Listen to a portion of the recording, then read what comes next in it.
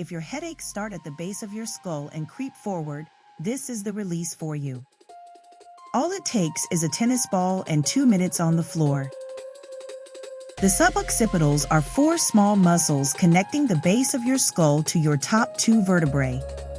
Every hour of looking at a screen with your head tilted forward keeps them working overtime.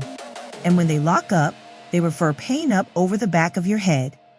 Releasing them is one of the most reliable ways to take the edge off a tension headache. Step 1.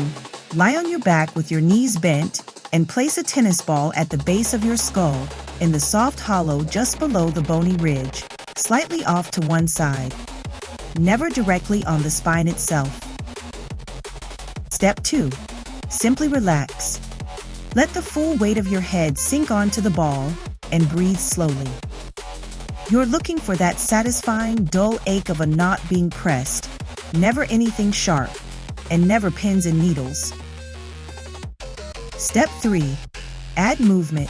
Slow, tiny, yes nods, then small turns side to side, letting the ball work across the muscle. Give it 60 to 90 seconds, then shift the ball to the other side of center and repeat. 3 things to avoid. Don't put the ball directly on your spine. It belongs in the muscle on either side. Don't force the pressure. The weight of your head is exactly enough. And if you ever feel dizziness, numbness, or sharp shooting pain, stop.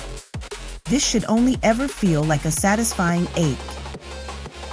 The dose: up to 90 seconds per side, once a day, or the moment you feel a tension headache starting to build. It works best before the headache is fully set in.